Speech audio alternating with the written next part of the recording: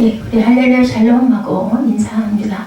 할렐루야 샬롬 샬롬 샬롬 샬롬 샬롬. 하나님 사랑합니다. 여러분 주 안에서 사랑합니다. 계시록 because the time is near. 때가 가까웁니다. 예, 그 가운데 기록한 것을 지키는 자들이 복이 있다. 그리고 읽는 자와 듣는 자들, 예, 읽고 들을 줄 아는 자는 복이 있습니다. 우리 중요한 구절 1절부터 20절까지인데, 예, 우리 절 속에 중요한 부분이 있는 거 한번 보고 가죠. 예, 반드시 속히 일어날 1장 1절에 이렇게 나오죠. 예, 주님의 재림에 대한 일. 계시록 1장 7절에 볼지어다 그가 구름을 타고 오시리라. 각 사람의 눈이 그를 보겠고 모든 족속이 그로 말미암아 애곡하느니 그러하리라. 반드시 속히 일어날 일이라고 합니다. 충성된 증인이라고 그러죠. 5절에 보면 또 충성된 증인으로 죽은 자들 가운데서는 먼저 나시고 땅의 임금들의 머리가 되신 예수 그리스도로 말미암아 은혜와 평강이 너에게 있기를 원하노라. 우리를 사랑하사 그의 피로 우리 죄에서 우리를 해방시키셨다. 이렇게 말씀하셨죠.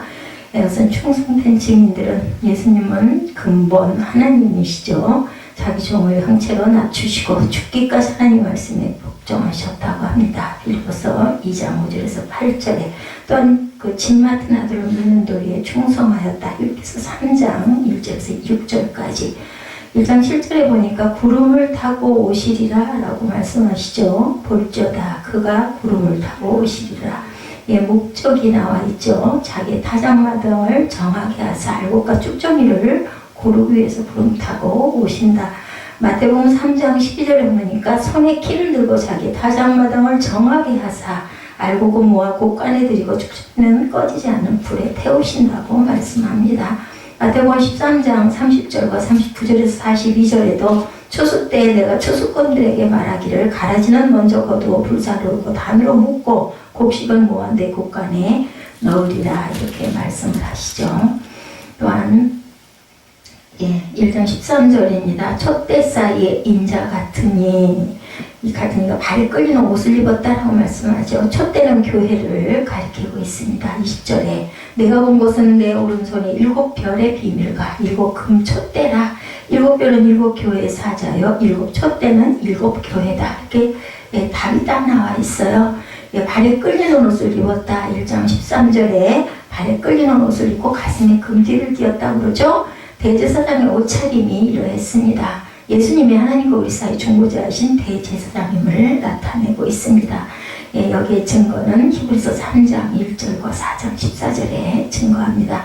가슴에 금띠를 띄었다라고 말씀하신 본문 13절 말씀은 왕으로서의 위엄을 상징합니다. 예수님은 만왕의 왕이시고 만주의 주이시죠. 그의 머리와 털의 기가 흰 양털 같다. 14절에 그렇게 증거하죠. 예, 그의 머리와 털의 희기가 흰 양털 같고 눈 같으며 그의 눈은 불꽃 같다. 예, 이렇게 말씀하시는 부분. 그의 눈은 불꽃 같다. 예수님은 사람의 뜻과 마음을 감찰하시기 때문에 불꽃같이 우리를 보시죠. 15절에 그의 발은 빛난 주석 같다. 예수님은 각 사람의 행위대로 심판하시는 분이시기 때문이죠. 그의 오른손에 7별이 있다. 16절에 7별은 7교회의 사자.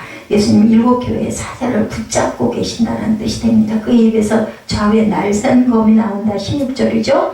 예, 그것은 말씀이에요. 히브리서 4장 12절에 하나님의 말씀은 살아있고 활력이 있어 좌우에 날선 어떤 검보다 예리하여 혼과 영과 관절과 골수를 찔러 쪼개기까지 한다.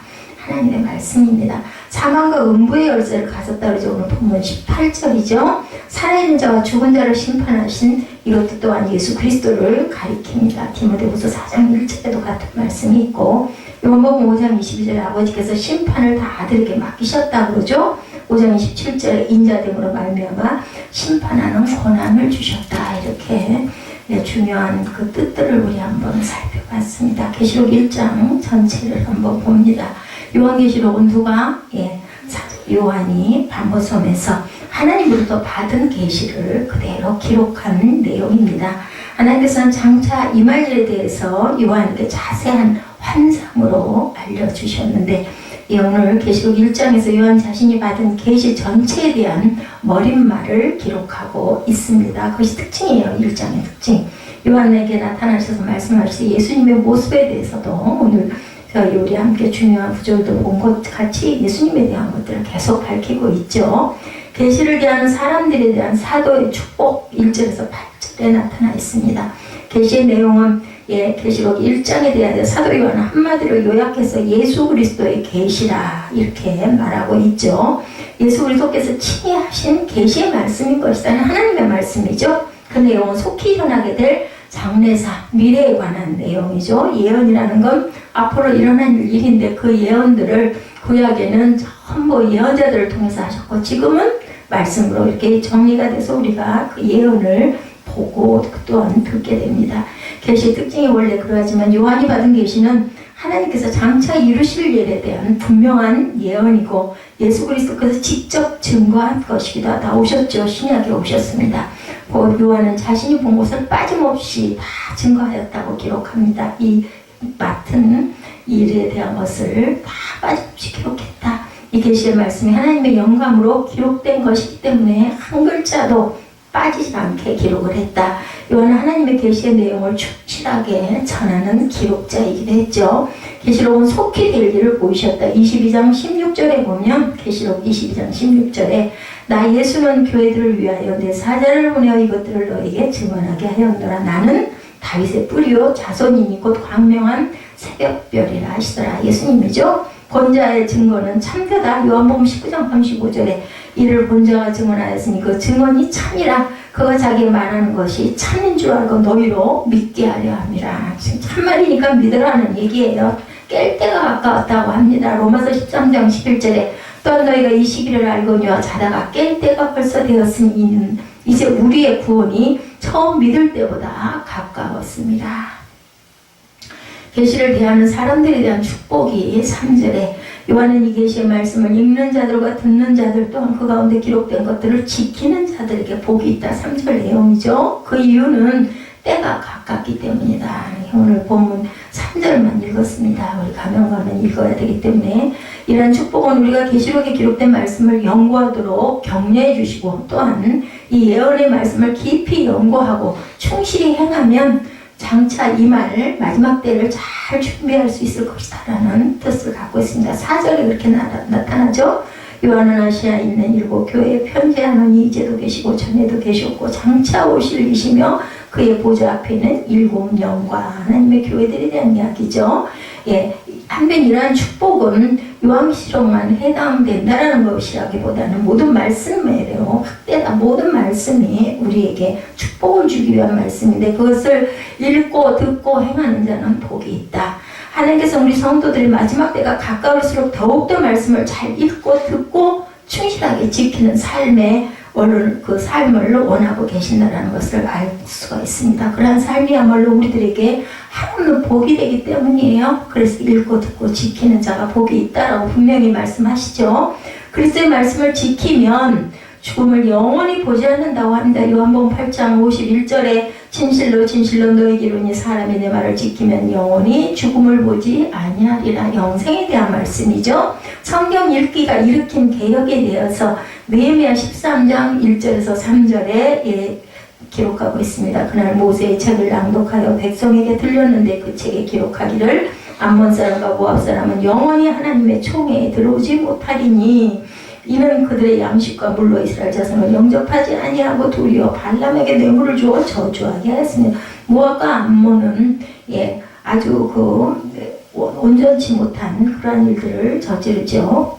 누구예요? 이스마엘에서 난 그러한 자녀들입니다. 우리 하나님이 그 저주를 돌이켜 복이 되게 하셨다 하였는지라. 느헤미야 13장 3절에 백성이 이 율법을 듣고 곧 섞인 무리를 이스라엘 가운데 모두 분리하셨느니라. 말씀을 읽은 후에 우리가 지켜야 되죠. 출애굽기 24장 7절에 언약서를 가져다 백성에게 낭독하여 듣게 하니 그들이 이르되 야훼의 모든 말씀을 우리가 준행하리이다. 이렇게 얘기합니다. 7 교회에 보내는 편지에 대해서 4절에 나타나죠. 요한은 아시아에 있는 7 교회에 편지하노니 이제도 계시고 전에도 계셨고 장차 오실 이시며 그의 보좌 앞에 있는 7영과 이렇게 말씀합니다. 사도 요한은 특별히 자신이 전하는 축복을 아시아에 있는 7 교회에 전하고 있다. 그 7교회의 이름은 11절에 기록되어 있습니다. 에베소, 서머나, 버가모, 두아디라, 사대, 빌라델피아, 라오디게 교회, 그죠? 이런 그 7교회.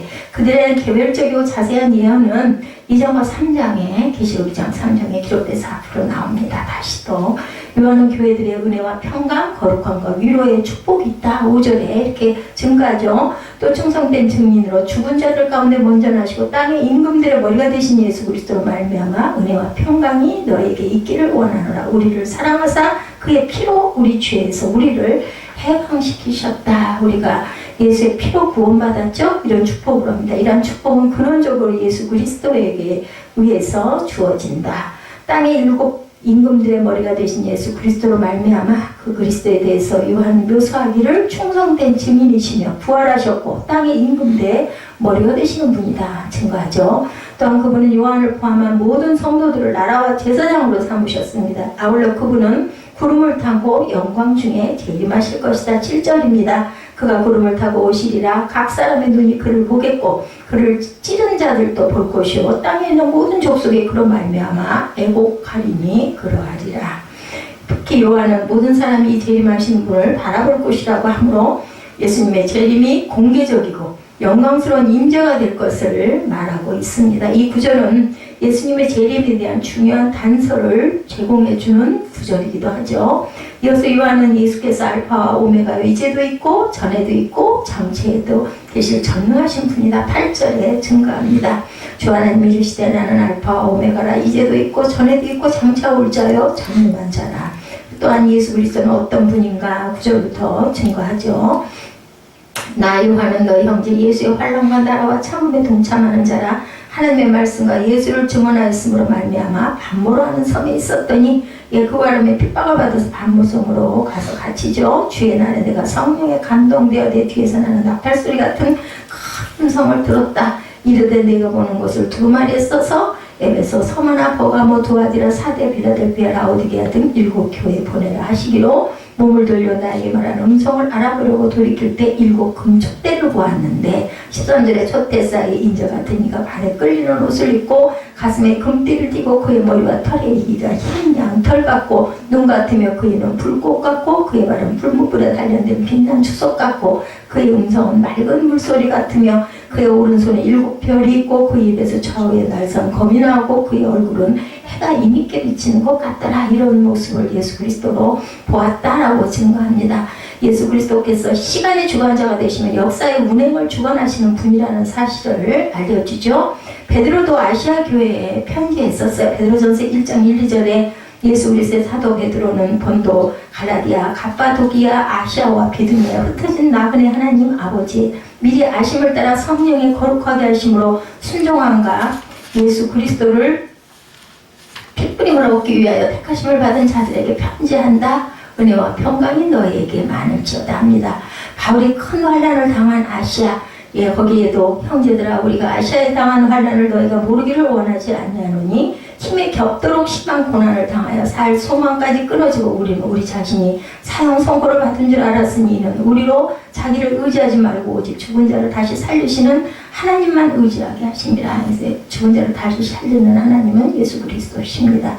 그래서 요한이 본 그리스도의 모습을 우리가 쭉 읽었어요. 그죠? 제가 쭉 읽었습니다.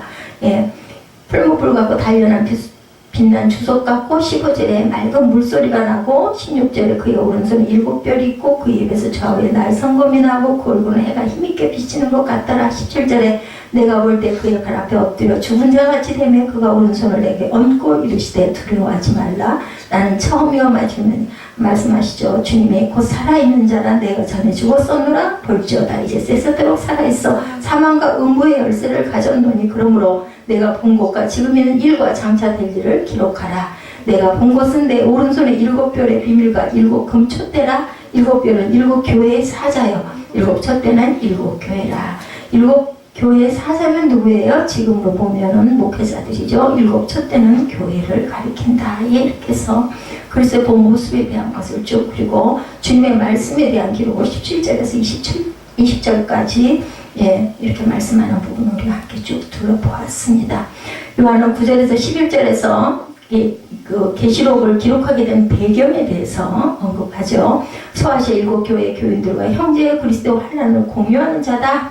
요한은 반모섬에 유배되었다가 이 말씀을 기록하게 되었다라고 나타냅니다.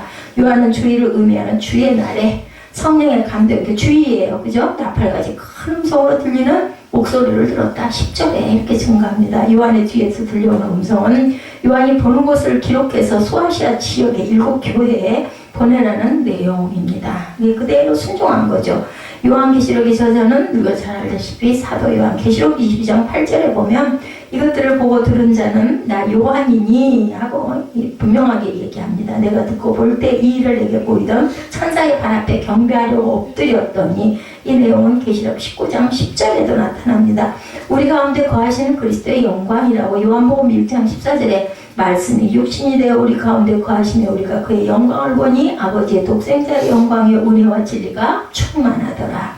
하나님의 장막이 사람들과 함께 있다고 계시록 21장 3절에도 내가 들으니 보좌에서 큰 음성이 나서 이르되 보라 하나님의 장막이 사람들과 함께 있으면 하나님이 그들과 함께 계시리니 그들은 하나님의 백성이 되고 하나님 친히 그들과 함께 계시었다라고 증거하죠. 예수 그리스도의 모습에 대해서 13절에서 16절까지 나타냈습니다. 요한에게 나타나는 그리스도의 영광스러운 모습은 발에 끌리는 옷을 입고 가슴에 금띠를 띠었다. 그것은 제사장의 옷과 흉배에 아까 제가 설명해 드렸습니다. 그리고 머리와 털의 희가 흰 양털 같고 눈 같았으며 눈은 불꽃 같았다. 14절에 사람들의 마음속을 꿰뚫어 보고 가슴 속까지 파고드는 듯한 공포심을 유발하는 눈. 예, 저는 그 눈을 환상 중에 봤어요. 그 눈이 나를 딱 보고 있을 때 나도 모르게 고개가 숙여지고 움츠러집니다. 왜냐면 내 안에 죄가 있기 때문에 전 정말 그걸 느꼈습니다. 어느 날인가부터 그 얘기를 제가 여러 번 했어요. 커다란 눈이 내 가슴 한가운데 이렇게 딱 있는 모습이 자주 환상적으로 보였어요. 또한 그의 발은 풀무에 단련한 빛난 주석과 같아서 튼튼하고 견고한 모습이었다고 19절에 그의 음성은 어때요? 맑은 물소리 같아서 멀리 있는 사람이나 가까이 있는 사람들이 모두 들을 수 있고 그의 오른손에는 7별이 있었다. 16절이죠. 그것은 그리스도를 따르는 7교회의 지도자들을 의미합니다. 아울러 그 입에서는 좌우에 검이 나와서 강력한 영향력을 행사하고 얼굴은 해가 힘있게 비치는 것 같았다. 16절에 증거했죠. 그 얼굴은 해가 힘있게 비치는 것 같더라. 이런 그리스도의 모습은 사도 요한의 깊은 감명을 그럴 것 같아요. 저는 부분적인 그런 것들을 영으로 느꼈는데도 지금도 다 그게 눈에 보이거든요. 그는 그 칼 앞에 엎드려 죽은 자같이 되었다. 그러고도 남을 것 같아요. 얼마나 이 내용이 그죠? 굉장히 뭐라고 그래야 되죠? 막 긴장감이 도는 그런 모습 그대로 기록한 거죠. 왜냐하면 하나님이 말씀하셨잖아요. 그걸 넌 본 것과 들은 것과 모든 것을 다 그대로 기록하라고 말씀했어요. 그리고 교회에 보내라고 말씀하죠. 이렇게 그 그리스도의 모습이 나타난 영광과 광채는 너무나 찬란해서 어떤 사람이라도 거기에 고개 숙이지 않고 퍼지지 않고 죽는다 그러죠. 하나님을 직접 뵈면 죽는다고 구약에도 보면 얘기합니다. 그리스도는 교회의 머리시죠. 골로새서 1장 18절에 그는 몸인 교회의 머리시라. 그가 근본이시니 죽은 자들 가운데서 먼저 나신 이시니 이는 친히 만물의 으뜸이 되려 하신다. 만물이 주의 것이라고 합니다. 로마서 11장 36절에 이는 만물이 주에게서 나오고 주로 말미암고 주에게로 돌아갑니다. 그에게 영광이 세세히 있을지어다. 로마서에서 증거합니다. 처음이요 마지막이신 그런 분이시죠. 이사야 44장 6절에 이스라엘의 왕인 야훼 이스라엘의 구원자인 만물의 야훼가 이같이 말하노 나는 처음이요 마지막이라 나 외에 다른 신이 없다라고 분명히 말씀을 하세요. 예수 그리스도의 말씀에 대해서 17절에서 20절까지 말씀한 것을 우리 읽었습니다. 요한에게 나타나신 예수께서 친히 말씀하신 거죠. 오른손을 얹으시고 두려워 말라고 말씀하죠. 그리고 예수님은 나는 처음이요 나중이며 전에 죽었지만 부활했음을 17절에 강조합니다. 이것은 그리스도의 구속사건이 사도 요한에게 어떤 영향을 주었는가를 보여주고 요한에게 큰 위안이 돼서 그 위로 먼저 하시죠. 17절에 보면 엎드려 두려워하지 엎드려 죽은 자 같이 되네. 숨도 못 쉬었을 것 같아요. 오른손을 얹고 두려워하지 말라. 나는 처음이요 마지막이니 살아있는 자라 내가 전에 죽었었노라. 벌죄다 이제 세세토록 살아있어 사망과 음부의 열쇠를 가졌다 하시죠. 그러므로 내가 본 것과 지금 있는 일과 장차 될 일을 기록하라. 내가 본 것은 내 오른손에 7별의 비밀과 7 금축대라. 일곱 별은 일곱 교회의 사자, 일곱 촛대는 일곱 교회다. 그래서 촛대를 옮기신다라는 이야기를 우리가 가끔 듣습니다. 예수 그리스도께는 사도 요한을 통해서 특별한 소식을 전하고자 준비해서 말씀하신 거죠. 하나님의 음성을 들은 자들에 대해서 마태복음 17장 5절에도 말할 때 호련히 빛난 구름이 그들을 덮음에 구름 속에서 소리가 나서 이르시 이는 내 사랑하는 아들이요 내 기뻐하는 자라 너희는 그의 말을 들으라 하시는지라. 이렇게 마태복음에서 말씀합니다. 하나님의 음성을 바울이 또 듣죠. 사도행전 9장 4절에 땅에 엎드러져 들으며 소리가 있어 이르시되 사울아 사울아 네가 어찌하여 나를 박해하느냐 하시거늘. 이 소리를 듣고 그만 사울이 눈에 비늘 같은 게 덮이고 아무것도 안 보이게 되죠. 1장 전체를 보면 하나님께서는 요한에게 보여주시는 환상을 통해서 장차 있을 일에 대해서 놀라운 계시를 보여주신 거죠. 본장에 나타나는 부분은 그 예언의 환상에 대한 서론 부분이에요. 그리고 특히 예수 그리스도께서 나타나신 모습에 대해서 기록하고 있는 것이 우리들이 더 주목해서 봐야 할 부분입니다. 여러 가지 상징으로 표현된 예수님의 모습은 선택받은 자들을 위해서 기꺼이 죽음당하시고 부활하셨고 현재와 미래에 영원히 살아계셔서 온 세상을 다스리는 영광스러운 분이시다. 우리 성도들이 오늘날 사는 그 시대, 바로 그분의 재림을 기다리는 때임을 반드시 기억하는 신앙생활을 해야 되겠다. 이 예언의 말씀을 읽는 자라고 그러죠. 시편 1편 1, 2절에 주야로 묵상하는 자로다 하죠. 시편에 보면 듣는 자, 성경을 바르게 해석하여 전하는 목사들의 말을 좋은 마음으로 듣는 사람들을 가리킵니다. 그리고 또 그 가운데 기록한 것을 지키는 자, 마태복음 22장 37절에 마음과 목숨과 뜻을 다하여 지키려고 애쓰는 자들에게 복이 있다. 때가 가까웠다. 이것은 베드로후서 3장 6, 7절에 이로 말미암아 그때의 세상은 물이 넘침으로 멸망되었으되 이제 하늘과 땅은 그 동일한 말씀으로 불사르기 위하여 보호하신 바 되어서 경건하지 아니한 사람들의 심판과 멸망의 날까지 보존하여 두셨다라고 베드로후서 3장 7절에 증거합니다. 그리고 8절에 사랑하는 자들아 주께는 하루가 1000년 같고 1000년이 하루 같다는 이 한 가지를 잊지 말아라. 시편 90편 4절에도 같은 말씀을 증거하고 있습니다. 베드로서 3장 9절에 주의 약속은 어떤 이들이 더디다고 생각하는 것 같이 더딘 것이 아니라 오직 주께서 너희를 대하여 오래 참으사 아무도 멸망하지 아니하고 다 회개하게 이르기를 원하시기 때문에 그렇게 잠잠히 오래 참고 계십니다. 노아 때 물로 심판하는 것처럼 이 세상을 불로 심판하실 마지막 때가 가까웁니다. 분명히 불의 심판이 있을 것이라고 말씀합니다. 이 세상의 마지막 때 하나님께서 이 세상을 불로 심판하시기 전에 우리 크리스찬들은 어떠한 사람들이 되어야 할까? 저와 여러분은.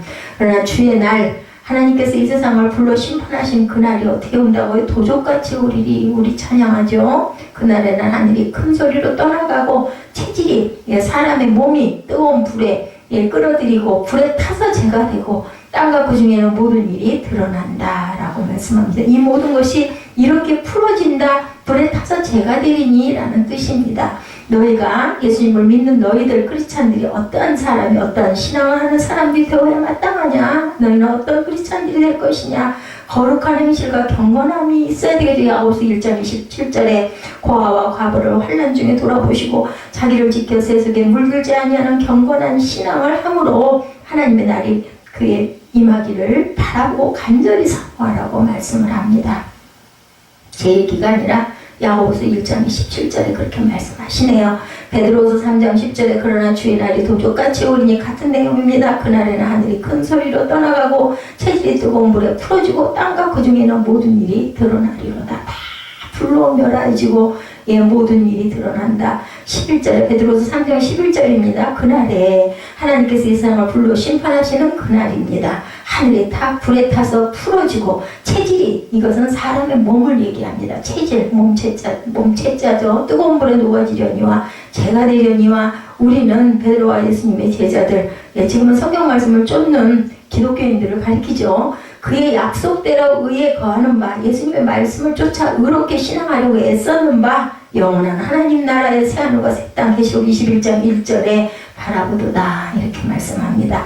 베드로서 3장 11절에 이 모든 것이 이렇게 풀어지리니 너희가 어떤 사람이 되어야 마땅하냐 거룩한 행실과 경건함으로 하나님의 날이 임하기를 바라보고 간절히 사모하라. 그날에 하늘이 불에 타서 풀어지고 체질이 뜨거운 물에 녹아진다. 예, 그래서 우리는 그의 약속대로 의에 거하는 바 새하늘과 새 땅을 바라보느라. 3장 13절이죠. 베드로서 이 세상의 마지막에 불로 심판하시기 전에 우리 크리스찬들은 예수님의 말씀을 쫓아서 바르게 신앙하고 하나님의 보시기에 거룩한 행실과 경건한 신앙을 하는 자들이 되도록 우리는 애써야 되겠다. 그래서 오늘 본문에 이 연의 말씀을 읽는 자와 듣는 자에게 그 가운데 기록한 것을 지키는 자의 복이 있나니 때가 가까웁니다. 이 말씀입니다. 이 연의 말씀을 크게 보면 성경 전체의 말씀이고 적게 보면 요한계시록을 말씀하시는 것인데 먼저 이 예언의 말씀을 읽는, 아까도 얘기했죠. 주야로 묵상하는 자, 시편 1편과 2절에 1편 1절과 2절에 복이 있다. 마음을 열고 읽어야 한다. 그래야만 영안이 열린다라는 거죠. 부정적인 시선으로 그냥 글자니까 하고 그냥 읽어서는 아무 소용이 없다. 어떤 사람이 남을 미워함이 마음에 가득 차 있으면 내 이웃을 내 몸과 같이 사랑하라. 그 얘기가 마음에 와서 닿지를 않죠. 그래서 예수님께서 너는 먼저 안을 깨끗이 하라. 내 마음밭을 깨끗이 하라고 말씀합니다. 마음이 깨끗한 사람이 주님의 정결한 신부며 정결한 처녀다. 시편 119편 18절에 내 눈을 열어서 주의 법에 기이한 것을 보게 하소서. 어떻게 해야 봐요? 마음을 열어야 보이죠. 마음이 열리고 영안이 열려야 하나님의 말씀의 비밀을 알 수가 있는 것이다. 예, 이 은혜에 들어가게 되죠. 하나님께서 마음과 눈을 열어달라고 우리는 항상 기도를 해야겠습니다. 예수께서 부활하신 몸으로 제자들 앞에 나타나셔서 제자들의 마음을 열어 깨닫게 하셨죠. 누가복음 24장 45절에 이에 저희 마음을 열어 성경을 깨닫게 하시고 이렇게 말씀합니다. 예, 크리스찬들의 마음이 닫힌 마음도 있고 열린 마음도 있다라는 거예요. 예, 크리스찬들이기는 한데 닫힌 사람도 있어요. 와가지고 그냥 시간만 때우고 빨리 끝내라 하고 가는 사람들, 닫힌 사람들. 말씀을 묵상하면서 열심히 기록하고 아멘하고 시간 가는 줄 모르고 말씀에 빠져있는 사람들, 열린 마음입니다. 분명한 것은 열린 마음들이 되어야 되겠죠. 닫힌 마음도 있고 닫힌 마음도 열린 마음도 있다니 분명한 것은 우리가 성경을 알고 깨닫게 하는 열린 마음이 되어야 되겠다. 창세 전부터 감춰있던 복음이에요. 비밀의 말씀이죠. 굿뉴스는 그것을 전하는 예수님을 마음을 열고 영접한 제자들이 있는 반면에 마음이 닫혀서 영접하지 않고 도리어 영광의 주를 십자가에 못 박는 유대교인들, 바리새인들, 가룟 유다 같은 사람들도 옆에 있으면서도 그런 사람들도 있었죠. 예수께서 오셔서 복음을 전하여 주었는데도 유대교인들은 할례, 육신의 할례를 받아야 되고 모세의 율법을 지켜야 된다고 고집을 부립니다. 지금도 오늘날 성경에서 영생을 얻은 줄 생각하고 요한복음 5장 39절, 디모데후서 3장 15절에 분명히 말씀해 주셨는데도 교파 사상에 물들어 있고, 그죠? 우리 교파가 최고야, 우리 목사님이 제일이야 주장하고 성경 말씀을 멀리하는 크리스찬들이 돼서는 안 되겠죠? 이 목사님들 훌륭하시죠? 말씀을 그대로 잘 전하시니까. 근데 그렇지 않은 사람들을 일컫는 얘기입니다. 예수님이 높은지 목사가 높은지 당연히 예수님이 높죠. 그 얘기하면. 그런데 예수님의 말씀, 성경 말씀과 사람의 계명이 다르면 그것은 절대로 안 되죠. 성경 말씀을 쫓아야 됩니다. 그럴 때는 우리나라 기독교인 중에 하나님과 예수님, 그리고 또한 보다도 자신들의 교파, 교단을 높이고 자신들의 다니는 교회를 높이고 자랑하는 그러한 부분들 우리가 생각해 봐야 됩니다. 성경 말씀보다도 목사의 말을 더 받아들이려고 하고 높이려고 해서는 안 되죠. 우리나라 법정에서도 판사가 판결을 할 때 형법이나 민법 등으로 재판하듯이 예수께서도 백보좌에 앉아서 심판하실 때 성경 말씀 하나님의 법, 하나님의 도로 심판하신다라는 것을 잊지 말아야 되겠다. 요한복음 12장 48절에 나를 저버리고 내 말을 받지 아니하는 자를 심판할 이가 있으니 곧 나의 그 말이 마지막 날에 마지막 날에 그를 심판하리라고 말씀합니다. 저버리는 자, 그죠? 약속을 어기고 은혜를 모른 채 하는 자들을 말합니다. 나를 저버리고 예수님을 저버리고 내 말을 받지 아니하는 자, 성경 말씀을 받지 않은 자, 그런 믿는 자들을 심판할 리가 있으니 어때요? 곧 나의 한 그 말, 예수님이 하신 말씀, 성경 말씀이 마지막 날 백보자 심판의 날에 저를 심판하리라. 그것들을 심판하겠다. 예수님의 말씀을 받지 않은 기독교인들 예수께서는 백보자에 앉아서 심판하실 때 하나님의 법으로 심판하신다는 것.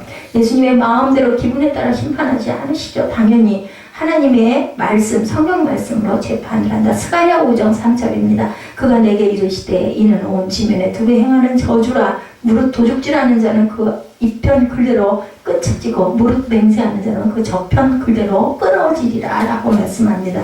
불의를 행하는 자는 하나님의 법으로 심판하여 저주를 받게 하고 의를 행하는 자는 복을 받게 하신다.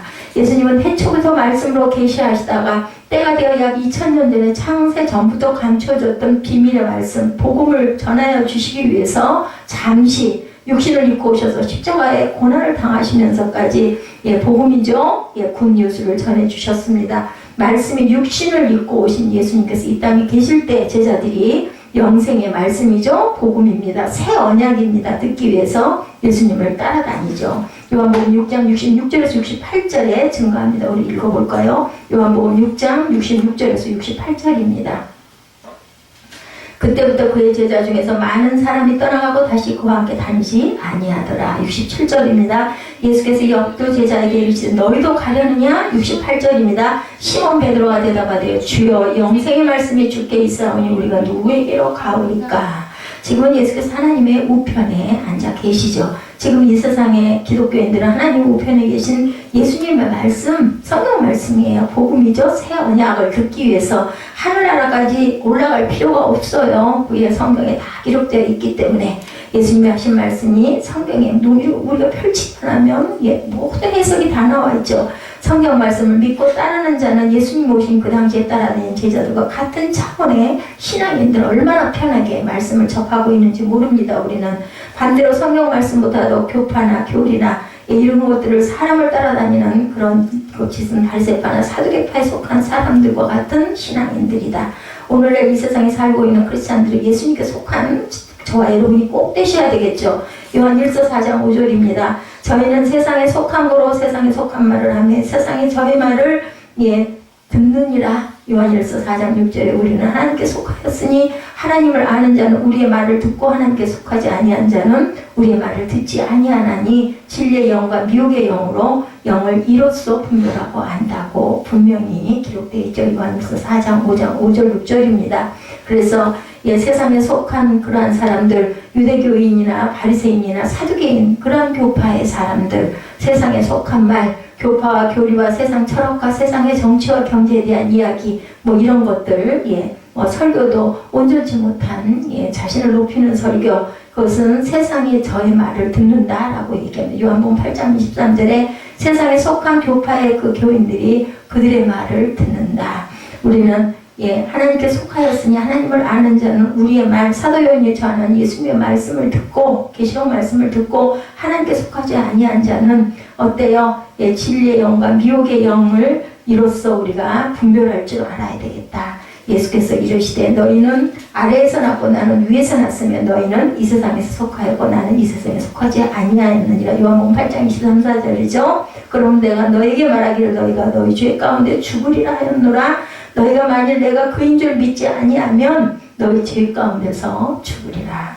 예수님이 하나님이란 걸 믿지 아니하면 죄 가운데 죽는다라고 말씀을 합니다. 요한복음 8장 23, 4절입니다. 사도 요한과 같은 사도들이 전하는 말, 성경을 바르게 전하는 말을 듣는 자는 진리의 영을 받은 자들이지만 사도들이 전하는 말을 온전히 듣지 않는 자들은 미혹의 영을 받은 자들이라는 거죠. 그래서 우리는 먼저 말씀에 겸손한 신앙을 잘 유지하고 가야 되겠다. 육신의 부모들도 자신들이 공부를 잘하는 것 좋아하지만 부모의 말을 잘 듣는 것은 더 좋아합니다.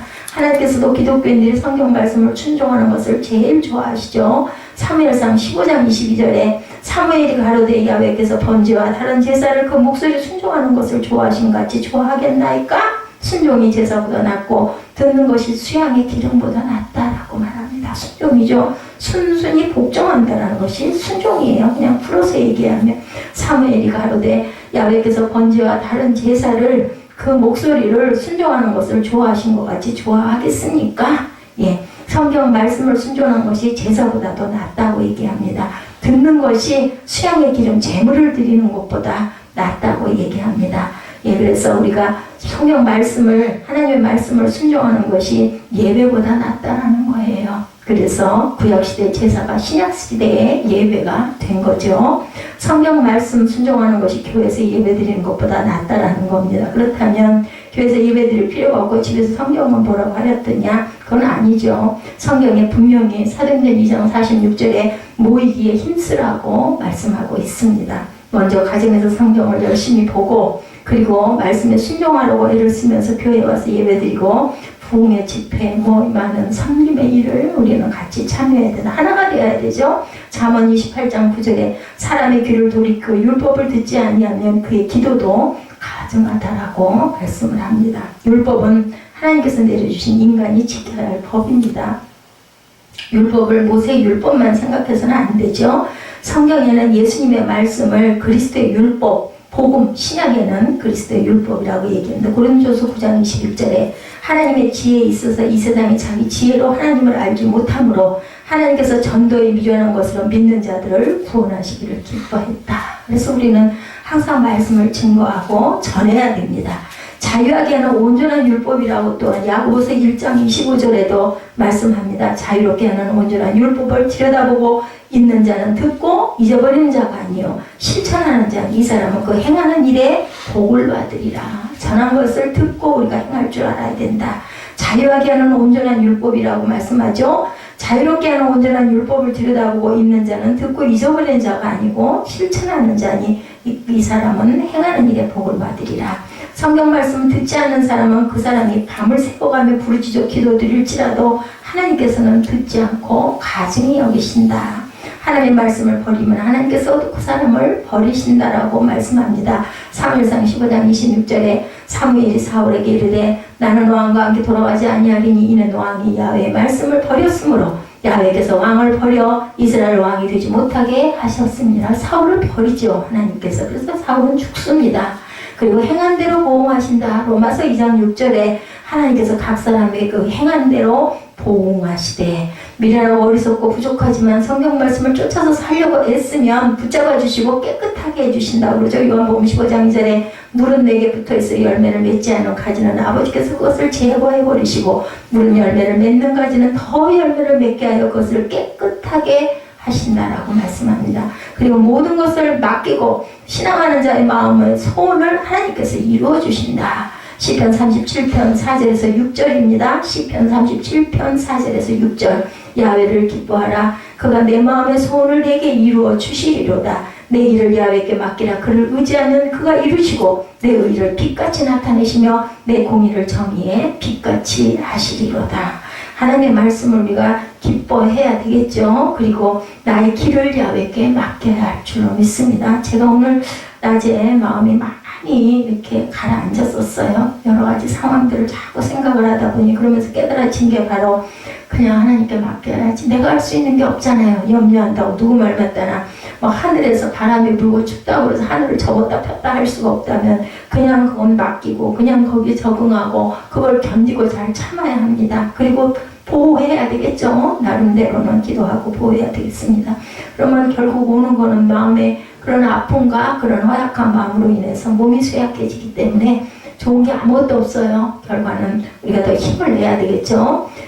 벼랑간에 마음을 돌이키게 하려고 어떤 얘기를 우리 힘으로 할 수가 있는 게 아니고 그렇기 때문에 우리는 하나님께 간절한 소원을 아뢰는 수밖에 기도밖에는 없죠. 그럴 때 요한복음 15장 22절에 내가 와서 저에게 말하지 아니하였다면 죄가 없었으리며 지금은 죄를 핑계할 수가 없어. 다 알기 때문에 성경이 이렇게 나타났고 우리가 다 듣고 다 보았고 깨닫고 있기 때문에 예수께서 이 세상에 오셔서 성경 말씀을 주시지 아니하였으면 기독교인들이 범죄하고도 아이고 몰라서 그랬어요. 핑계할 수가 있는데 성경 말씀을 주셨기 때문에 그것은 핑계할 수 없다는 뜻이에요. 요한복음 15장 22절의 말씀이 기독교인들에게 성경을 주었는데 자신이 성경을 보지 않고 자기 생각대로 신앙을 했거나 거짓 목사들의 말에 치우쳐 잘못된 신앙을 했다면 그 책임은 본인에게 있다는 겁니다. 그래서 백보자 심판대 앞에서 예수님에게 잘못 들어서 잘못 배워서 용서해 주옵소서 한다고 그것이 용서가 되지 않는다. 내가 너에게 성경책을 주었는데 네가 너무 세상을 사랑해서 내 말을 보지 않고 등한히 여겼으니 내 죄는 네가 감당하라. 이렇게 얘기하시지 않겠느냐.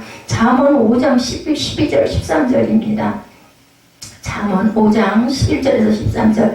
두렵건대 마지막에 이르러 내 몸 내 육체가 쇠퇴할 때 내가 한탄하며 말하기를 내가 어찌하여 훈계를 싫어하며 내 마음이 꾸지람을 가벼이 여기고 내 선생의 목소리를 청정치 아니하며 나를 가르치는 이에게 귀를 기울이지 아니하였던고. 훈계, 타일러서 경계하는 거죠. 그리고 청정시키는 대로 잘 쫓아서 하는 거죠. 이르는 대로 잘 듣고 쫓는 겁니다.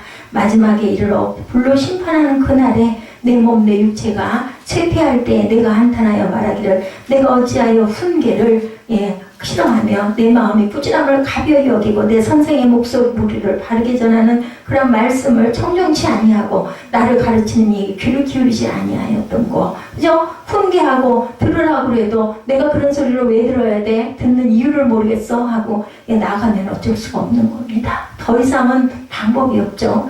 내 입에서 절대로 안부를 물어보지 않겠다라는 마음이에요. 제가 마음이 무슨 마음이어서 그런지 모르지만 절대로 입 밖에 내지를 않습니다. 10년을 가르쳤어요. 10년을 말씀을 증거했고 10년 동안 하나님의 길로 이끌었습니다. 근데 내가 왜 그런 말을 내가 들어야 돼? 기분 나빠. 그러니? 그러면은 정서에 안 좋으니까 네가 원하는데 잘 편하게 다녀라. 보내줘야죠. 기도해줘야죠. 마지막 때 성경 말씀으로 무섭게 이 땅을 심판하실 때 성경 말씀을 무시하고 사람의 말에 치우쳐 적당하게 신앙하는 기독교인들의 입에서 나오는 한탄의 말입니다. 왜 내가 청정치 않아했던 거? 왜 내가 귀 기울이지 아니하였던 거? 왜 그 교훈을 듣지 아니하였던 거? 왜 그 훈계를 싫어하였던 거? 이 말씀입니다. 육신의 정욕을 쫓아서 세상의 재물과 세상 사는 즐거움에 취한 기독교인들은 그의 입에서 나오는 말, 이사야 28장 1절에도 말씀합니다. 그 나오는 모든 말은 나팔재앙, 대적재앙, 이 세상은 결국은 모든 방사능과 오염이 되어서 살과 눈과 혀가 썩어서 없어질 것이다. 스가랴 14장 2절에도 12절에 예루살렘에 모든 백성에게 여호와께서 내리실 재앙은 이러하니 곧 섰을 때 그들의 살이 썩고 그들의 눈동자와 눈구멍 속에서 썩고 그들의 혀가 입 속에서 썩고 길에서는 전쟁과 기근과 전염병으로 죽어있는 시체가 즐비하다. 시체가 너무 많아서 울지도 않고 잠잠히 내다버린다. 이게 제 얘기가 아니라 스가랴 14장 12절의 말씀이에요. 아모스 8장 2절에 가라사대 아모스야 내가 무엇을 보느냐 내가 가로되 여름실과 한광줄이니라 하며 야훼께서 내게 이르시되 내 백성 이스라엘의 끝이 이르렀은즉 내가 다시는 저를 용서하지 아니하리니. 그날의 궁전의 노래가 애곡으로 변할 것이며 시체가 많아서 사람이 잠잠히 처처에 내어버리라. 이는 주야훼의 말씀이라. 막 사람을 내다 버려요. 여름 실거와 끝이라는 말의 발음이 같다고 성경 그 관주에는 나와 있습니다. 그날의 궁정의 노래가 애곡으로 흐느껴 오는 슬픈 노래로 변한다고 했습니다. 그날은 바로 창세 전부터 없었고 후에도 없을 집단 대환란 마지막 때 심판을 의미합니다. 고대 왕실과 같은 집에서 세상의 즐거움에 취해서 부르던 노래가 그치고 전쟁과 재앙과 굶주림으로 슬피하는 소리가 가득하다. 벌써 그런 나라들이 엄청 많죠. 우리나라는 정말 하나님의 복을 받고 하나님이 정말 돌아와라 하고 기다리고 계시다라는 것을 우리가 잊지 말아야 됩니다. 사람의 시체가 너무 많으니 장례식도 하지 않고 시체를 잔잔히 물지도 않고 처처에 이것저것을 내버린다. 오죽이나 많이 죽으면 방법이 없다라는 거죠. 아프리카 르완다 내전 때도 기근과 전염병에 죽은 시체가 많아가지고 사람들이 울지도 않고 잠잠히 되어버리는 것을 텔레비전에 방영했던 적이 있었다고 합니다. 내 백성 이스라엘, 지금은 우리나라 그 기독교인들의 끝에 이르기 전에 자신들의 죄를 성경으로 깨달아 회개하고 물세례보다 그 성령세례와 불세례를 받아서 그저 우리가 그 혈기와 고집을 죽이고 하나님의 말씀을 쫓아 거듭난 새 사람이 되려고 우리가 결단할 줄 알아야 되겠다. 또 이때가 되면 은과 금이 있어도 먹을 양식을 살 수 없다고 말씀합니다. 에스겔 7장 19절에 그들이 그 은을 거리에 던지며 그 금을 오염을 같이 여긴다. 아무 소용이 없어요. 곡식이 없기 때문에. 이는 야훼 내가 진노를 베푸는 날에 그 은과 금이 능히 그들을 건지지 못하며 능히 그 심령을 족하게 하거나 창자를 채우지 못하고 오직 죄악에 빠지는 것이 되니라. 오예물이라고 합니다. 더럽고 그리고 지저분한 물건, 오예물. 그 한 문자로 보면은 오염된 그런 물건들이라는 거죠. 모든 물질이 지금은 풍족해요. 돈만 있으면 뭐든지 살 수가 있다고 하지만 중동의 이라크에서 세계 3차 대전 계시록 9장 14절에서 19절의 내용입니다. 그런 것이 일어나면 석유가 수입이 되지 않아서 공장에서 물건을 생산하지 못하게 되고 농산물, 수산물, 축산물을 산지에서 소비처로 화물차가 기름이 없어 운송하지 못하는 지경이 되면 그때는 돈이 있어도 필요한 물건을 구입할 수가 없다. 7년 동안 전쟁이 계속된다고 그러죠. 에스겔 39장 8, 9절에 증거합니다. 시간이 흐를수록 점점 어렵게 돼서 나중에는 금덩어리를 손에 쥐고도 먹을 양식을 구하지 못하여 굶어 죽는 사람의 시체가 길거리에 널려 있다라고 말씀합니다. 반드시 말씀은 1.1획도 변함이 없어요. 아유 뭐 우리나라 일이 아닌데 근데 눈으로 보고 있잖아요. 그 일이 우리에게 일어나지 않으리라는 보장은 없다는 빨리 회개해야 되겠죠. 이런 일들이 너무나 많이 일어납니다. 저 어렸을 때, 저 청년 때는 이런 일들 없었어요. 예, 근데 지금은 뭐 너무너무 쉽게, 그죠? 다 보도되고 있죠. 요엘 2장 1절입니다. 시온에서 나팔을 불며 나의 성산에서 호각을 불어 이 땅 거민으로 다 떨게 할진 이는 야훼 날이 이르게 됩니다. 이제 임박하였으니 요엘 2장 2절에 어둡고 캄캄한 날이요 빽빽한 구름이 끼인 날이라 새벽빛이 산 꼭대기에 덮인 것과 같은 이는 많고 강한 백성이 들었습니다. 이 같은 것이 자고 이래로 없었고 이후 세세에도 없으리로다. 이제 임박했다고 말하죠. 자고 이래로 없었고 세세에 없을 그날이 서서히 온 인류에게 다가온다. 어떻게 생활의 염려로 마음이 둔해진 기독교인들에게는 그날이 덕과 같이 임한다라는 거예요. 예, 누가복음 21장 34절 신약입니다. 너희는 스스로 조심하라. 그렇지 않으면 방탕함과 술 취함과 생활의 염려로 마음이 둔하여지고 뜻밖의 그날이 덕과 같이 너희에게 임하리라. 그래서 우리 성도들은 거룩하고 경건한 자기에 대해서 힘써야 되겠다. 베드로후서 3장 11, 2절입니다. 이 모든 것이 이렇게 풀어지리니 너희가 어떠한 사람이 되어야 마땅하뇨. 거룩한 행실과 경건함으로 하나님의 날이 임하기를 바라보고 간절히 사모하라. 그날에 하늘이 불에 타서 풀어지고 체질이 뜨거운 불에 녹아지려니와 거룩한 행실과 경건함으로 하나님의 날이 임하기를 바라보고 간절히 사모하라. 이렇게 말씀합니다. 이 거룩한 행실은 하나님의 말씀이죠. 기도로 거룩해져라. 디모데전서 4장 5절이죠. 하나님의 말씀과 기도로 거룩하여지니라. 성경 말씀을 버리고 듣지 않는 자들은 거룩해질 수가 없습니다. 이 구습을 벗어버리고 새 사람이 되는 것은 짧은 시간에 되는 것도 아닙니다. 우리가 알 거예요. 은혜를 받았는데도 불구하고 우리 그 내 안에 있는 죄성들이 온전히 수시로 자꾸 살아 일어나는 미움도 일어나고 분노도 일어나고 질투도 일어나고 그죠? 이런 것들이 일어납니다. 그런데 말씀으로 자꾸 우리가 그것을 씻어야 됩니다. 디모데전서 4장 7절에 망령되고 허탄한 신화를 버리고 경건에 이르도록 내 자신을 연단하라. 애쓰는 가운데 오랜 시간 연단을 통해서 다듬어진다는 거야. 한순간에 되는 건 아닙니다. 야고보서 1장 27절에 하나님 아버지 앞에 정결하고 더러움이 없는 경건은 고아와 과부를 환난 중에 돌아보고 자기를 지켜 세속에 물들지 아니하는 이것이 이게 쉽겠습니까? 어렵습니다. 어렵지만 우리는 행하고 나아가야 됩니다.